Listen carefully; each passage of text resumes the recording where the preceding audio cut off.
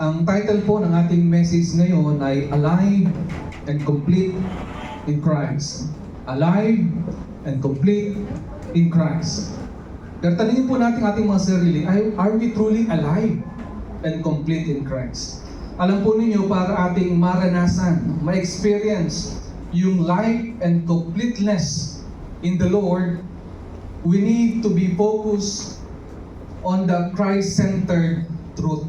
Kailangan po nating pagtuunan ng pansin yung mga katotohanan na ang sentro ay ating Panginoon. Pangalawa po, we must demonstrate, we must show the Christ-centered life. Ikaw po at ako ay binigyan na po ng bagong buhay ng ating Panginoon.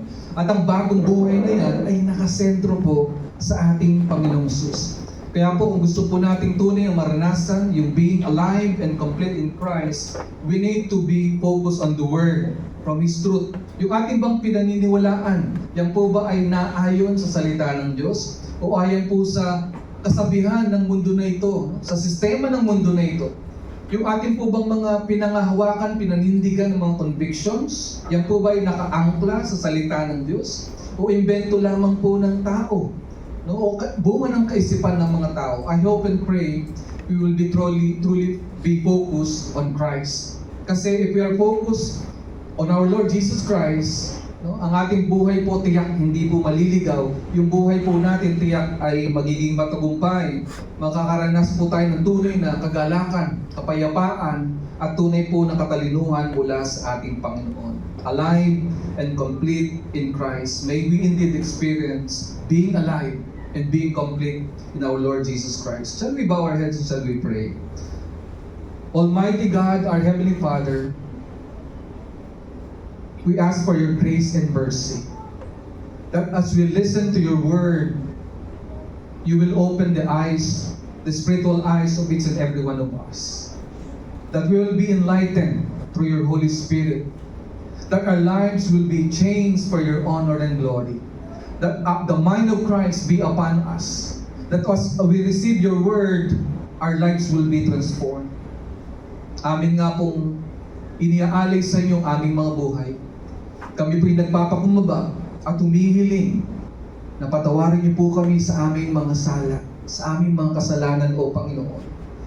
At pakalinisin niyo po kami sa aming karumihan. And we ask for your mighty Spirit to empower us to believe in your word and to obey it for your honor and glory. In Jesus' mighty name we pray, and all the people of God say, Amen and Amen. Alive and complete in Christ. Mula po yan sa Colossians 2:8-15. Christ-centeredness protects us against falsity.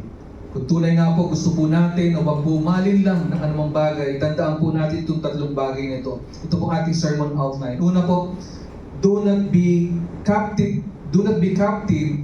to deceptive philosophies and human traditions and principles. Instead, be Christ-centered from verses 8-10. Ulitin ko po, do not be captive to deceptive philosophies and human traditions and principles. Instead, be Christ-centered. Tunay nga po kung tayo po ay ang ating buhay magiging sentro sa ating Panginoon, ating mga pininiwalaan. At hindi po tayo nagpapaalipin muli sa mga filosofiya ng mundo na ito. Sa mga tradisyon na pinaniniwalaan established ng mga tao. Tunay nga po, hindi tayo magiging alipin ng mga maling paniniwala. Pangalawa po, depend on Christ alone to make us both right and related to God. Tanging kay Kristo lamang po tayo umasa upang yung ating pong relasyon sa Diyos ay maging tama. Upang makita po natin, may pamuhay po natin kung ano po ang totoo at tama at hindi po tayo maligaw. Pangatlo po, develop an awareness of what Christ accomplished for us on the cross. Tayo po ba ay mayroong malinaw na pag-unawa kung ano nga po ang ginawa ni Kristo Jesus para sa iyo at para sa akin. Sa umaga po na ito, i-highlight po ng mensahe sa umaga na ito, na alam po ba ninyo na imposible sa mga tunay na anak ng Diyos ang maglublob o mamuhay o magpatuloy sa kasalanan. Dahil tayo nga po'y buhay na kay Kristo. Kaya nga po nawa ang bawat isa sa atin mahamon ng salita ng Diyos ngayon na gagawin natin ang lahat-lahat Parang katotohanan na ikaw ay buhay na kay Kristo Jesus at ikaw ay patay na sa kasalanan. Sisikapin natin na tayo pong lahat tunay na maranasan na tayo umahon na sa ating pagkalugmok sa kasalanan. Mga kapatid, the key to a victorious spirituality is living out a Christ-centered and God-focused life. Submitting to our supreme and sufficient Lord, knowing that we are complete in Him. The fallen world in which we live is putting great pressure on all believers to abandon their faith and righteous living. Ang mundo na ito, tunay nga po, itinutulak tayo na maniwala sa sistema ng mundo na ito, na yun daw ang pinaka-supreme, pinaka-mabuti, at kung ating susundin, tiyak tayo na magtatagumpay. Pero mga kapatid, kung si Kristo nga magiging sentro ng ating buhay, hindi tayo maniniwala sa mga filosofiya ng mundo na ito, bagkus susundin natin ang kalooban ng ating Panginoon. However, despite the evils and temptations that surround us moment by moment, we can and we will find joy, peace, meaning, and power as we continue to live our lives with Christ at the center. Gusto niyo po ba ng makapangyarihang buhay? Gusto niyo po ba ng buhay na tunay na may kaligayahan, may kapayapaan, tunay po na tagumpay na hindi lamang sa mundo na ito, kundi magpawalang hanggan? Tiyakin po natin na si Kristo ay nasa sentro ng ating buhay. Bagaman po naglipa na ang kasamaan sa mundo na ito. Kung minsan, ang bilis di ba ma-convince tayo. Pastor, bakit po yung mga masasama, sila pa yung mas lalong yumayaman? Sila pa yung mas sumisikat? Sila pa yung mas hindi lang nagiging tanyag, kundi nagiging marangya ang buhay. Mas nagiging komportable po ang kanilang buhay. Alam po nyo, hindi po natin may kakailayan. Pero hindi po yun ang buhay na ating pong inaasam sapagkat ang lahat po na yan ay pansamantala lamang. Pwede nyo po bang sabihin yung pansamantala lamang? Alam po nyo, bilang mga anak ng Diyos, huwag nating hangarin yung mga pansamantalang bagay. Madalas tayo po ay natutukso na ipagpalit yung walang hanggang pagpapala na ibinigay ng Diyos sa iyo at sa akin para lamang sa mga pansamantalang kaligayahan. Nawa nga po, sikapin natin ang katotohanan ng salita ng Diyos ay maging totoo at may pamuhay po natin. Makinig po kayong mabuti. There is nothing more joyful than a life that has Christ at the center. There is nothing more peaceful than a life that rests upon Christ. There is nothing more meaningful than a life connected to God's purposes. There is nothing more powerful than a life indwelled by the Spirit of Christ. A life with Jesus at the center is a life that is joyful, peaceful, meaningful, and powerful. Centering our lives on Jesus will bring stability and maturity to our Christian lives. Yung po yung susi para maging matatag po ang ating pamumuhay Kristiyano. Upang tayo po'y lumago sa ating pananampalataya, kailangan po si Kristo ang sentro nito. If our lives are centered on Christ, He shall mold us into who we need to be to bring Him the highest glory and our utmost good. Minsan iniisip natin, Pastor, kung ako po'y magpapaka-Diyos, kung si Kristo nga talagang ang magiging sentro ng buhay, di ba malungkot naman yun? Alam po nyo, hindi po yun totoo. Kapag si Jesus ang sentro sa buhay mo, yung totoong kaligayahan na tumatagal, hindi lang habang buhay, kundi walang hanggan, mararanasan mo. Yung tinatawag na guilt-free happiness, guilt-free joy, mararanasan mo yan kay Kristo kasi ang kagalakan na pinapadulot sa atin ng ating Panginoong Jesus ay kagalakang nagpapalaya. Kaya nga po mahalaga na tayo po'y nakakonekta sa ating Panginoon, yung kanyang mga layunin at plano sa ating ginagawa. Sa ating pong teksto na binasa kanina, makikita natin na tahasang inuutusan po ni Apostle Paul na tiyakin ng mga taga-Kolose na huwag silang muling papaalipin sa anumang maling kaisipan, maling filosofiya, maling mga tradisyon na pinaniniwalaan ng tao, na ginawa ng tao para sa kapangyarihan ng tao. Mga bagay na dapat na ating susundin at titiyakin ay yung mga bagay na nagbibigay kalulatian sa ating Panginoong Jesus. So what sort of philosophy did Paul warn the Colossians about and how has it negatively affected the church? makikita po natin dito kung ano po yung mga paniniwala, no, na tinuturo ni Apostle Paul na dapat nating hawakan, na nakasentro lamang sa ating Panginoon. What are some of the dangerous characteristics of philosophy or secular wisdom mentioned in Colossians chapter 2 verse 8? And in what ways can the church be protected from enslavement to secular philosophy and of Paul's teaching? Nawa nga po sa ating po pagtunghay sa salita ng Diyos, maiwasan po nating paalipin muli sa anumang maling kaisipan. Alam po nyo, in our context for today, Colossians 2:8-15, Paul explains to the Colossian believers what they have in Christ, to encourage them to remain faithful to the true revelation they had received and believed. Pinapaalalahanan po sila ni Apostol Pablo kung ano nga po ba yung mga katotohanan na kanilang tinanggap at pinaniwalaan mula sa ating Panginoong Sus. Mga katotohanan na totoo na sila'y dapat maging tapat sa mga katotohanan na ito. He makes his most direct counterattack against the Colossians heresy which he did not care to name. Hindi man po pinangalanan ni Apostle Paul kung ano nga po ba yung mga kamalian na yun. Subalit, sa biyaya po ng Panginoon, ipinokus po ni Apostle Paul ang kanyang lakas, ang kanyang talino para ituro sila kanino? Kay Kristo.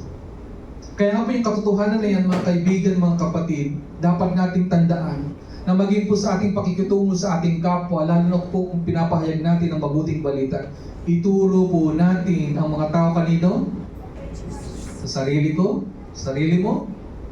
Kundi kay Kristo. Pwede niyo po bang ituro? Turo niyo po dun sa cross. Yan. Tayo pong lahat.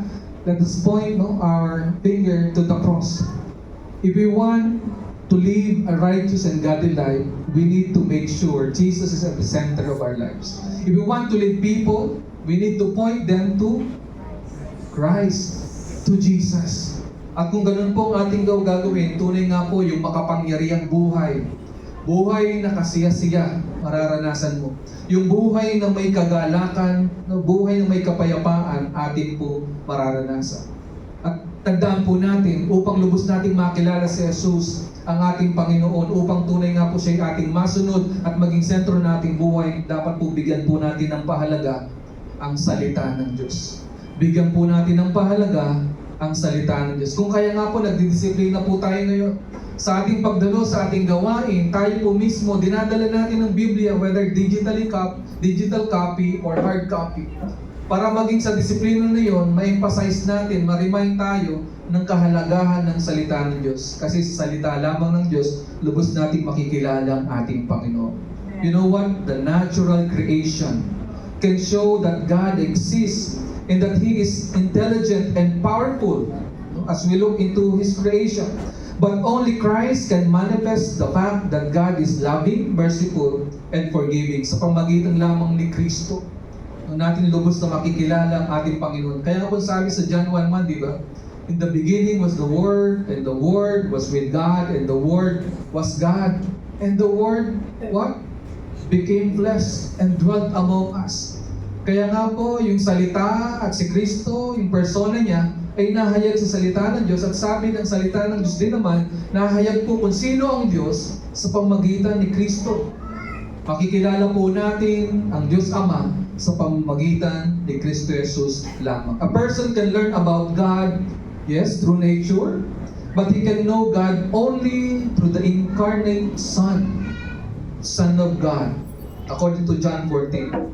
Kaya nga po mga kapatid, kung gusto po natin na maging matatag sa ating pananampalataya, hindi tayo maliligaw, hindi tayo malilinlang ng sino mang magagaling. Alam niyo po ba na yung mga kulto, yung mga nagtuturo ng mali, ang gagaling po nila.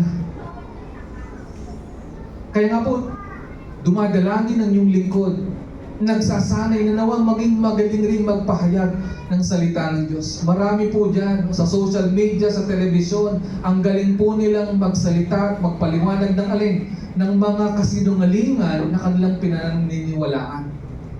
Pastor, ginagamit lang Word of God, yun nga po ang nakakalito doon. Ginagamit nila ang salita ng Diyos. Ito'y kanilang itinitwist ayon sa kanilang paniniwala at nais na ipahayag sa atin. na imbis yung katotohanan mula sa salita ng Diyos ang ipapahayag nila, yung kanilang kaalaman, yung kanilang naisin, kanila pong inihuhugis sa salita ng Diyos at yung pong pinapaliwanag sa mga tao at nakakalungkot, pinaniniwalaan naman ng mas marami. Kaya nga po hindi katakataka na sa maraming mga maling pananampalataya at grupo, mas dumadami po yung mga tagasunod nila. Nakakalungkot po yan. Pero maliwanag kasing salita ng Diyos, ang prinsipe na naghahari sa mundo na ito, ang bumubulag sa mga tao upang hindi nila maunawaan ng katotohanan at tanggapin na si Kristo Jesus na ating Panginoon. Kaya nga po naglilipa na po mga maling katuruan. At paalala po sa atin sa umaga na ito, do not be captive to deceptive philosophies and human traditions and principles. Instead, be Christ-centered. Madali lamang po na malaman kung ang mga itinuturo, bagaman sinasabi lang ito'y katotohanan, kung ito ba'y nakasentro kay Kristo. Sa panahon rin po natin, naglipa na yung mga tinatawag na humanist. Naniniwala sila na ang pinakamahalaga, ang pinakasentro sa lahat ay ang tao. Ikaw, yung sarili mo. Kaya nga po nakakalungkot maging tayong mga Kristiyano, ang laging concern natin yung sarili natin. Maging sa pagdalo ng gawain, sa Bible study man yan, ang lagi nating iniisip yung sarili nating comfort, yung sarili nating convenience. No wonder, marami pong mga mananampalataya, hindi lang sa Pilipinas, kundi sa buong mundo, palipat-lipat, papalit-palit silang church. Bakit? Depende yan.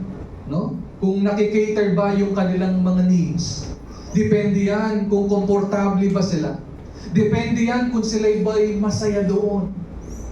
Di ba ang pinakamahalaga ay hindi naman yung comfort mo, kundi yung katotohanan, yung conviction na si Kristo ba talaga una ang itinatanyag ng simbahan na ating kinaaniban.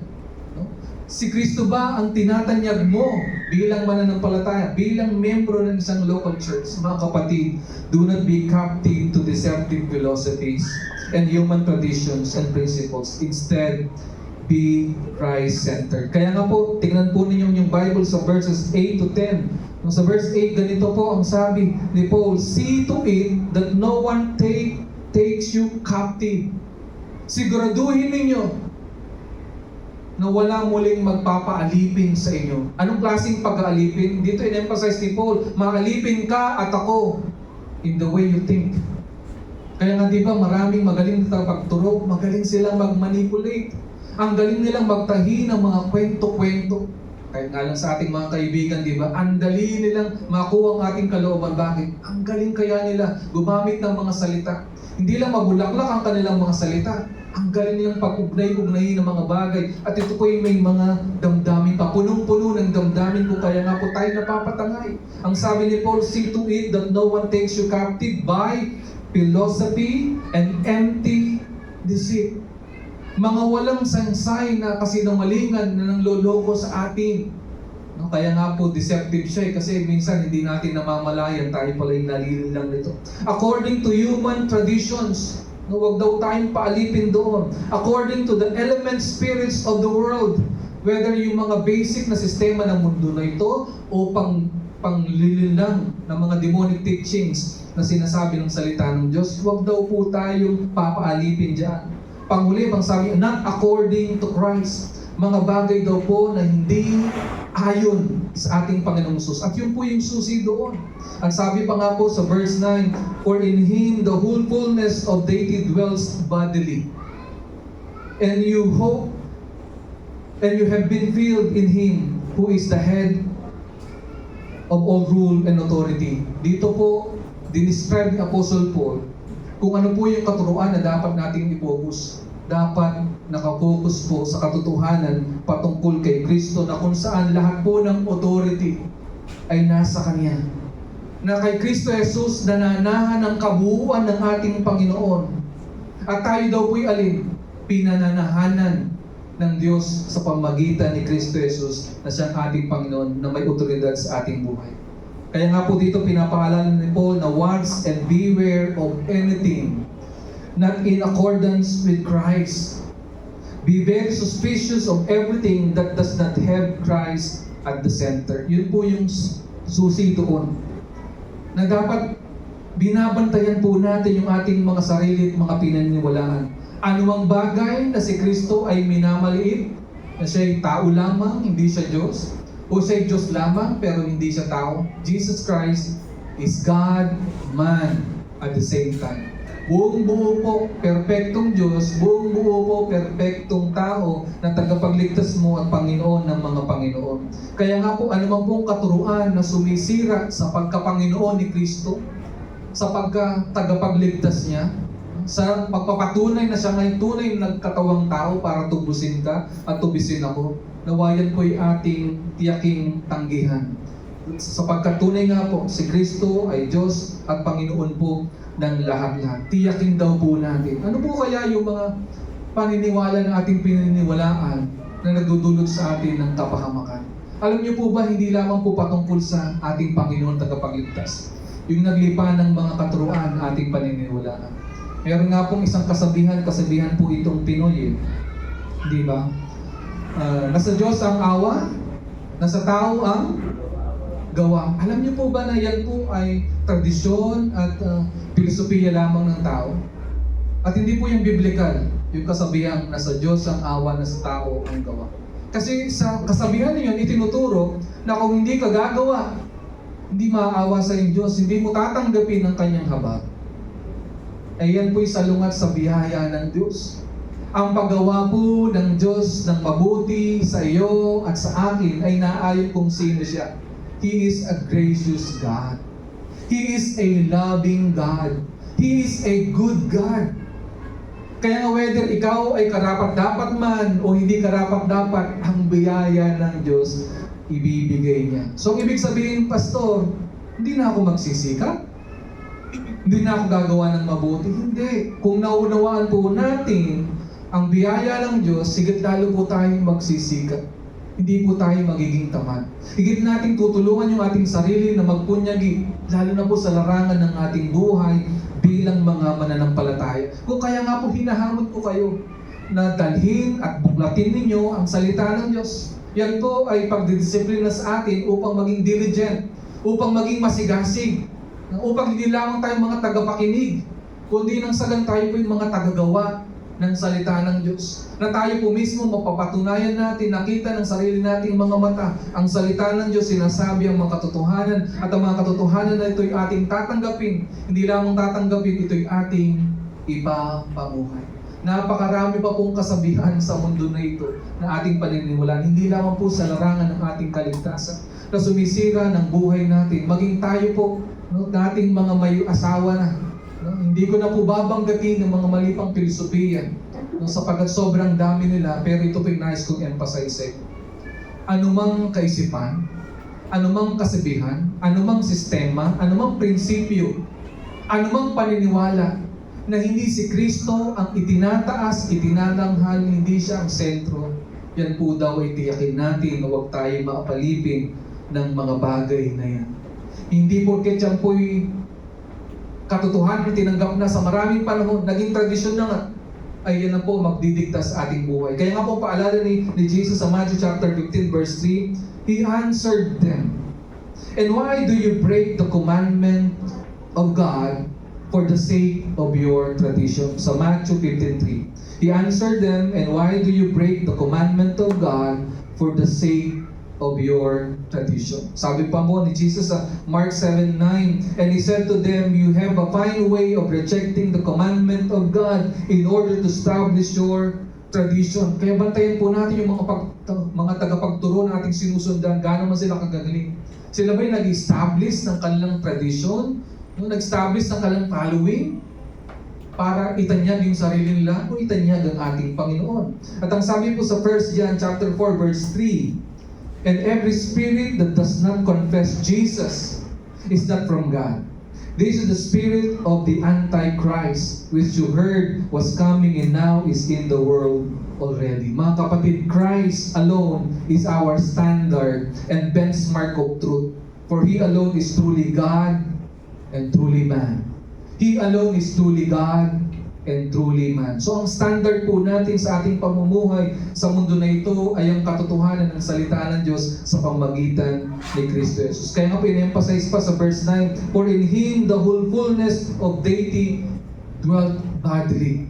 Mga kapatid, ang otoridad sa buhay mo, ang may otoridad sa buhay mo at sa buhay ko, ay ang salita ng Diyos sa pamamagitan ni Kristo Jesus. Ang sabi po sa John 14, and the Word became flesh and dwelt among us, and we have seen His glory, glory as of the only Son from the Father, full of grace and truth. Colossians 1:19, for in Him all the fullness of God was pleased to dwell.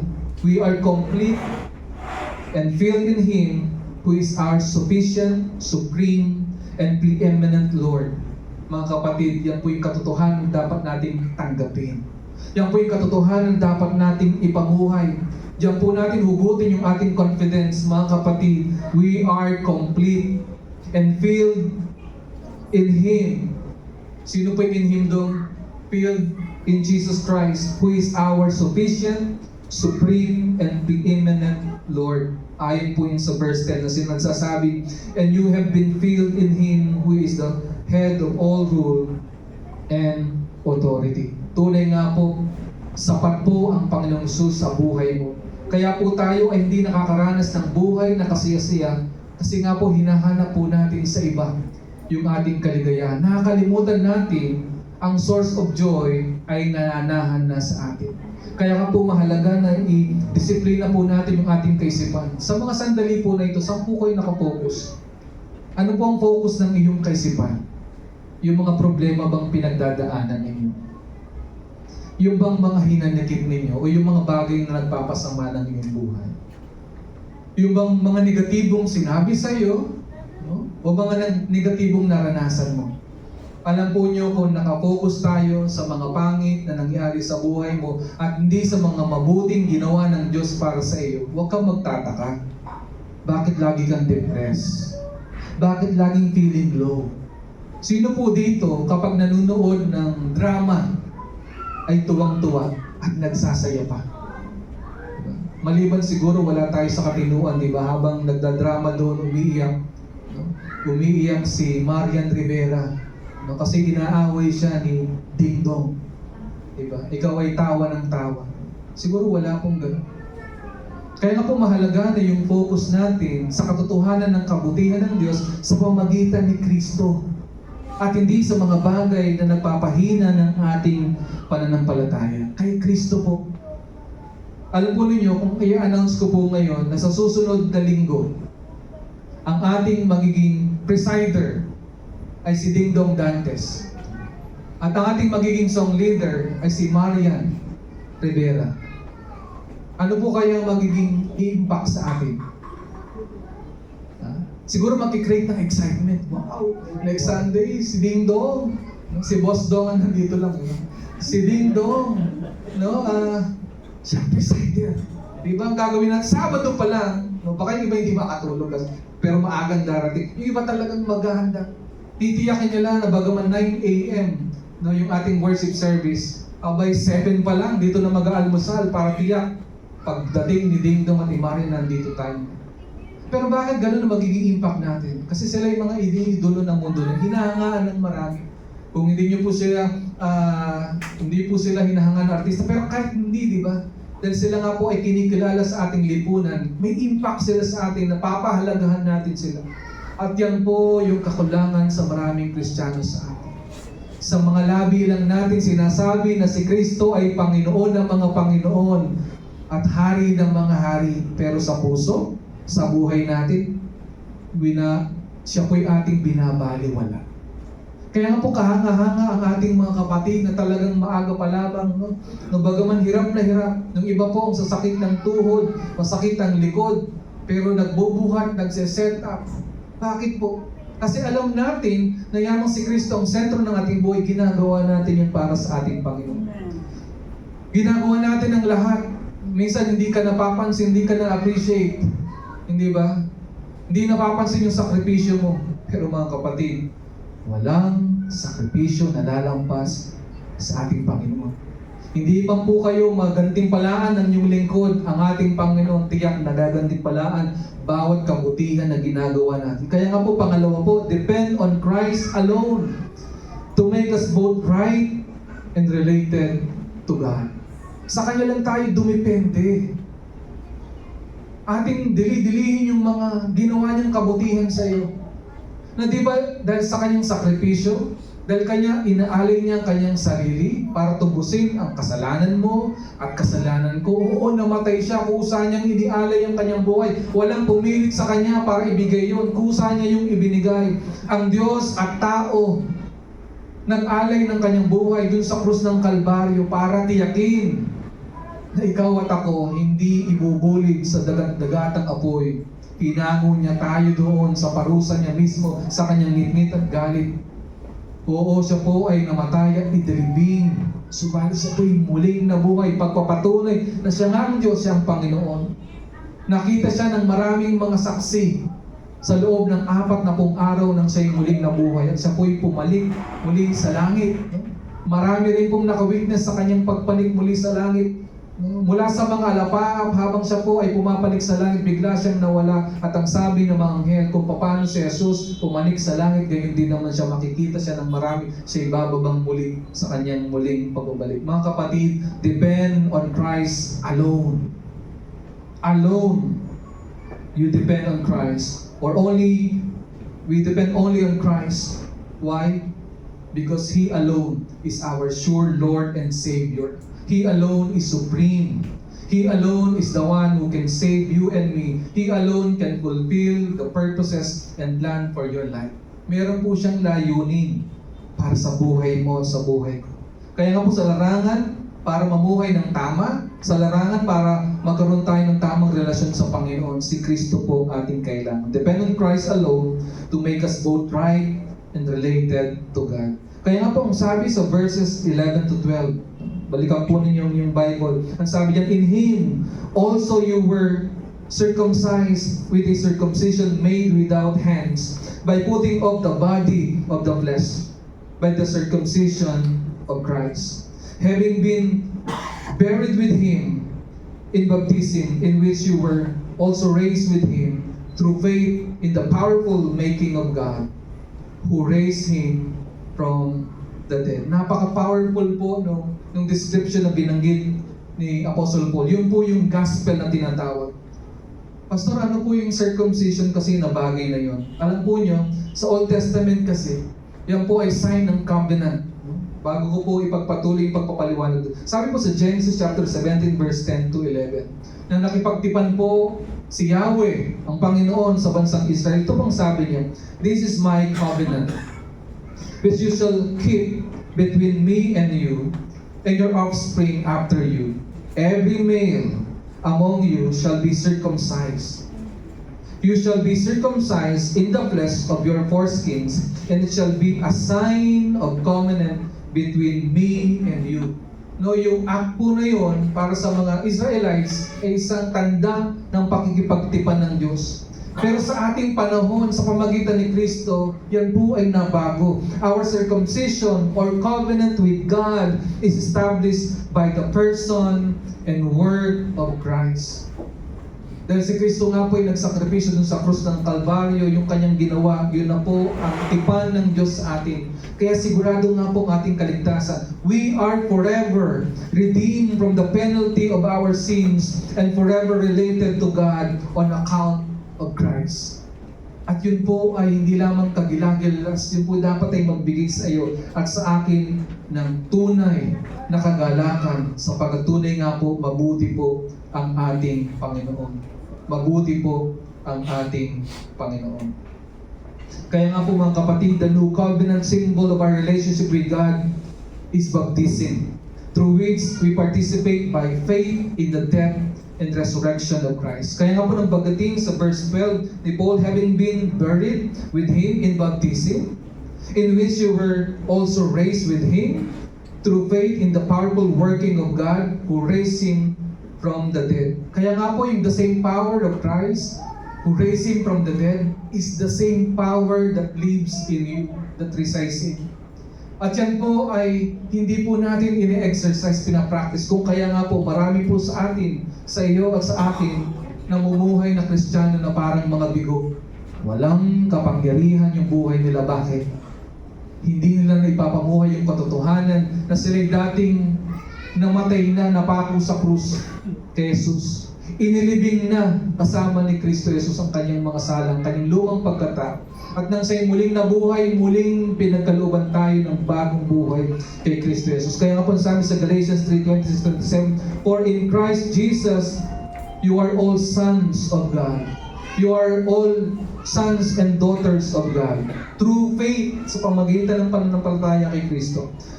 "For as many of you as were baptized into Christ have put on Christ." At yun po ang simbolo ng ating bautismo sa tubig. Kaya nga po mga kapatid, nawa manangan tayo sa ginawa ng ating Panginoong Hesus. Kaya po pwede po tayong mamuhay ng may katagumpayan.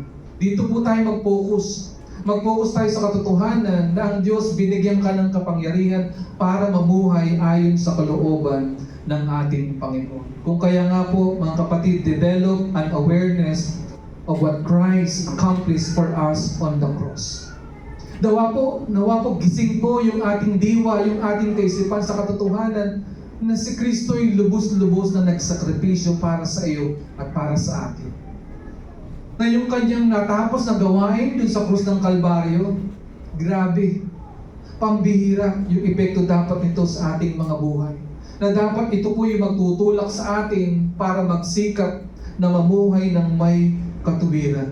Kaya nga pong sabi sa Colossians 2:13, "And you who were dead in your trespasses," ang sabi niya, you were, dati kayo patay pa sa inyong mga pagkakasala, sa inyong kasalanan, "and the uncircumcision of your flesh, God made alive."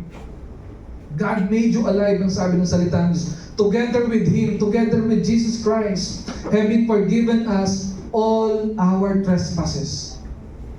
Ilan daw pong kasalanan o trespasses ang pinatawad sa atin ng Panginoon? Some? Few? Ilan po? Pwede niyo pong isigaw ng malakas? All. Lahat.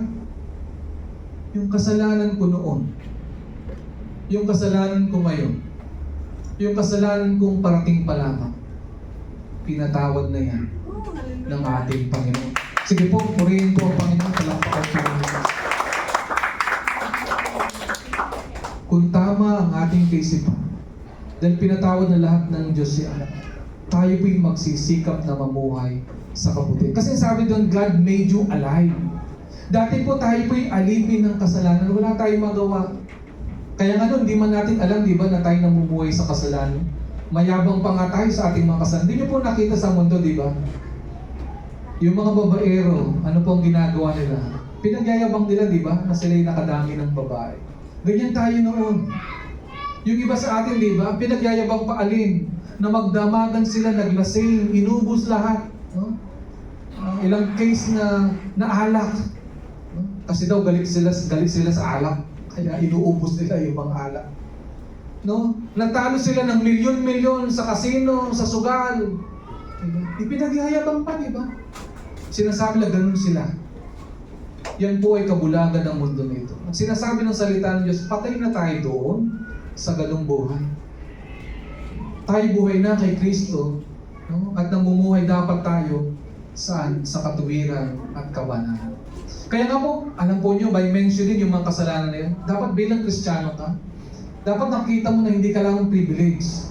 Yung oras mo, yung kayamanan mo, yung lahat man na meron sa iyo, no, dapat yan ini-invest mo talaga sa ating Panginoon. Kaligayahan natin gamitin. Bakit? Alam po nyo, na-realize ko noon, nung ako po'y natapos ng sa aking struggle, yung aking pinapanalan kay Lord, sana pagbigyan mo ko, gusto kong gawin ang lahat ng bisyo sa mundo na ito at hindi po natuloy. Alam po nyo, na-realize ko, salamat sa Panginoon. Napakagastos kaya ng bisyo, hindi ba? Kayo po na nagbisyo noon, alam nyo kung gaano kagastos sustentuhan ng bisyo. Salamat kay Lord kasi nakatipid ako. At least yung gagamitin ko sa bisyo, nagagamit ko para sa gawain ng Panginoon, nagagamit ko para sa mabuti, para sa kakapakinabang ng aking pamilya, ng aking sarili. Di ba? Kaya dapat hindi tayo nanghihinayang, no, sa ating oras, sa ating pananalapi, sa ating mga kakayahan na ginagamit natin para sa ating Panginoon. At tayo kanyang ginawa ng buhay para mamuhay para sa katuwiran ng ating Panginoon. Nawa nga tayo po ay maging excited na tiyakin, sikapin. Tayo man po ngayon marahil nakalublob sa kasalanan. Hindi ko po alam gaano kalalim ang kamunoy na inyong pinaglulubluban ngayon. Pero ang plano ng Diyos, lahat tayo, yamang tayo kanyang iniligtas na, tayo po'y kanyang iaahon mula sa kadiliman ng ating buhay, dadalhin niya tayo sa kanyang kaliwanagan. At yan ay done deal na sa harapan ng Diyos. Sa harapan ng Diyos, dahil pinatawad ng lahat ng kasalanan mo, dahil kay Kristo na banal, yun ang nakikita niya para sa iyo, no? Ikaw dapat ay may lakas ng loob na magsikap. Na alin? Sikapin mong umahon ka sa pagkakamali mo. Sikapin mong umahon ka sa pagkalubog mo sa iyong kasalanan. Alam ko merong mga kinapapalooban tayong kasalanan na hindi tayo madaling ihango. But nevertheless, we will try, no, everything for you and me, no, to be what? Taken out of that messy situation or condition of our life. Dapat yan pong katotohanan na ikaw ay buhay na kay Kristo, pinatawad na lahat ng kasalanan mo, ang magbubunsod sa iyo at sa atin magtutulak para alin? Humango tayo, bumangon tayo sa ating pagkakasala at tiyakin na mamuhay ng may kabanalan. Kaya nga po sabi ni Paul sa verse 14,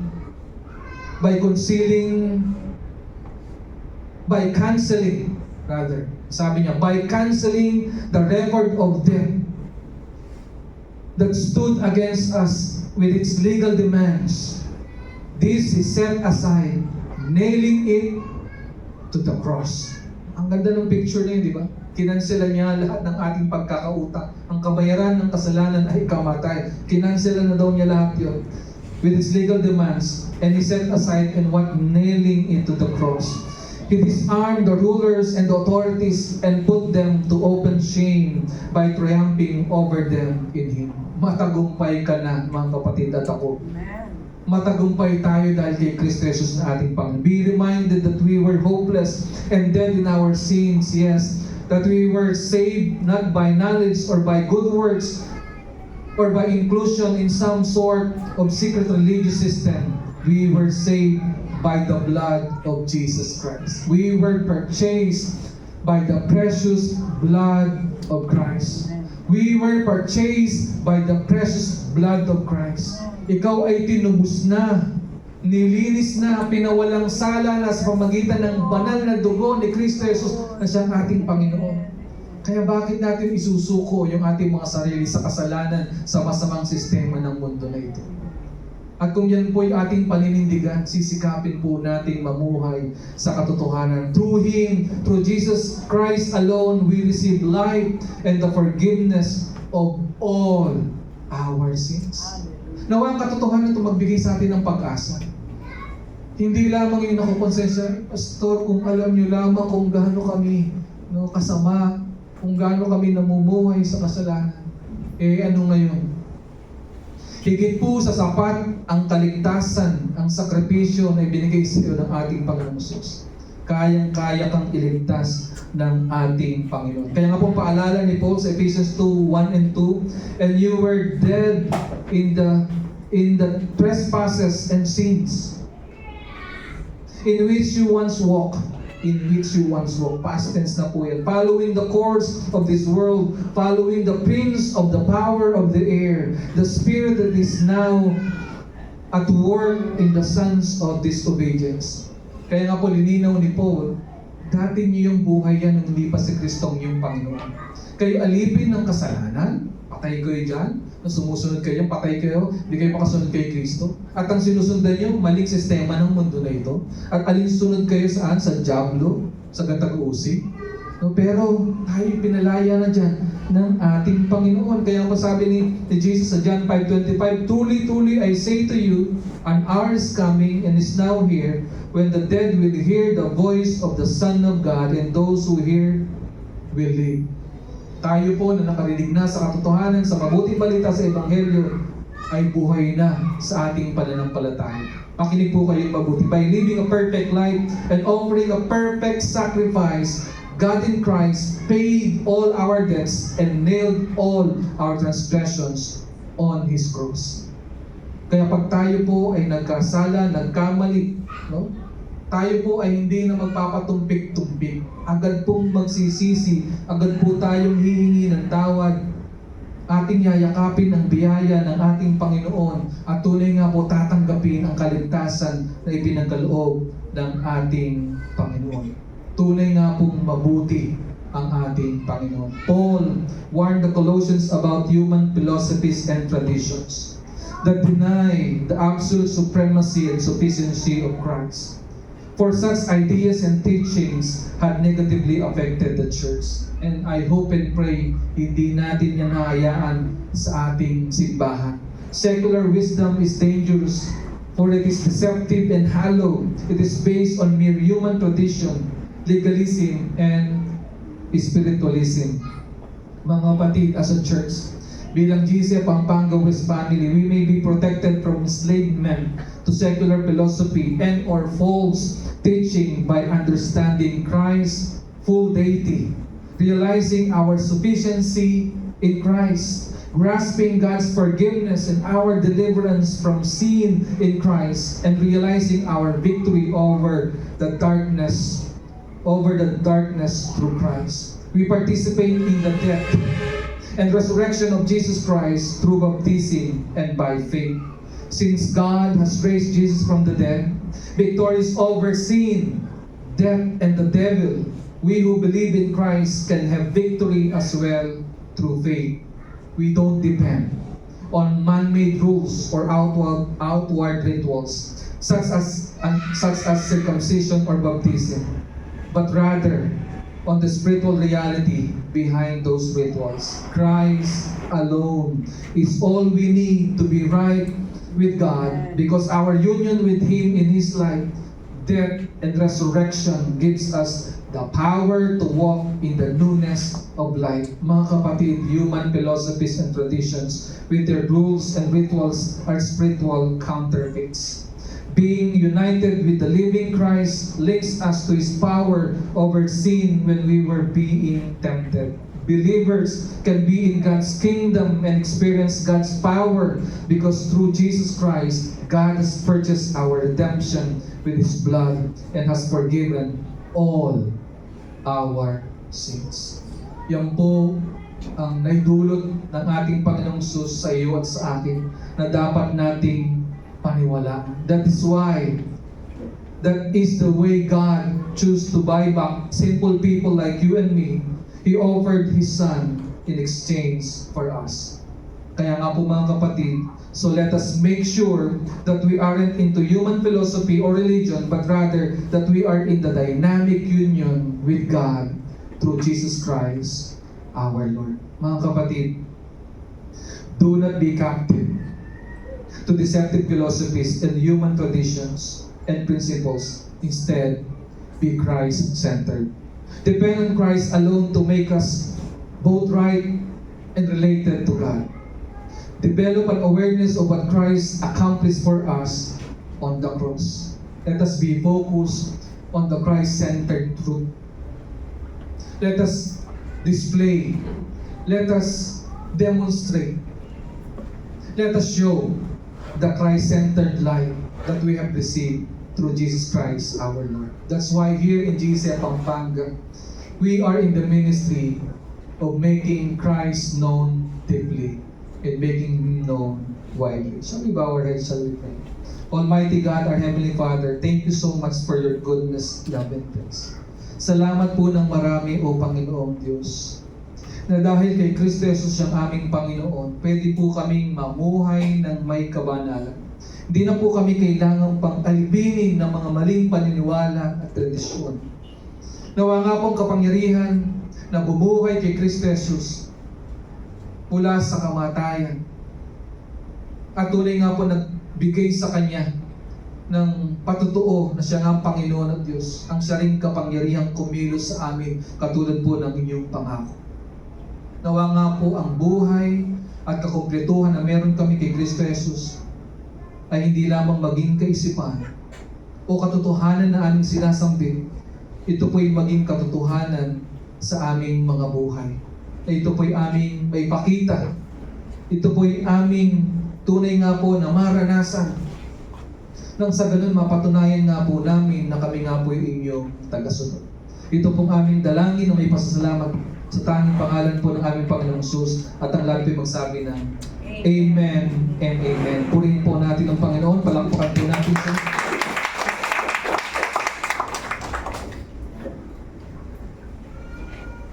Salamat ma. Bago po tayo sumamba sa Panginoon sa pagkakaloob, tayo po muna ay gaganap ng ating pong banal na hapag, the Lord's Table. Ilang pong mga paalala mula sa salita ng Diyos. The Lord's Table is an ordinance instituted by Christ on the night He was betrayed. A visible sign of the new covenant blessing. Ito po ay utos na itinatag ng ating Panginoon Jesus nang siya po'y gabing siya po'y ipagkanulo. Ito po isang tipan na nagbibigay sa atin ng pagpapala, hindi lang ngayon kundi magpakailanman. Here are our affirmations. We observe the Lord's table in obedience to Christ's command because He said do this. We celebrate the Lord's table in remembrance of our Lord Jesus Christ because He said do this in remembrance of me. Kaya nga po, lagi po nating alalahanin ang sakripisyo ng ating Panginoon upang hindi lamang tayo mamuhay ng may kabanalan, upang tayo po'y mamuhay ng may kagalakan. Pangatlo po, it is a proclamation and a memorial of His death because the Scripture tells us to proclaim the Lord's death. It is also a declaration of our hope in His second coming. Mga kapatid, tama pa yung narinig. Jesus Christ will come back again. And the Scripture tells us, proclaim the Lord's death until He comes. However, we have some denials. The bread and the wine do not become the literal body and blood of Christ. They are symbols of our participation or unity with Christ. It is our fellowship.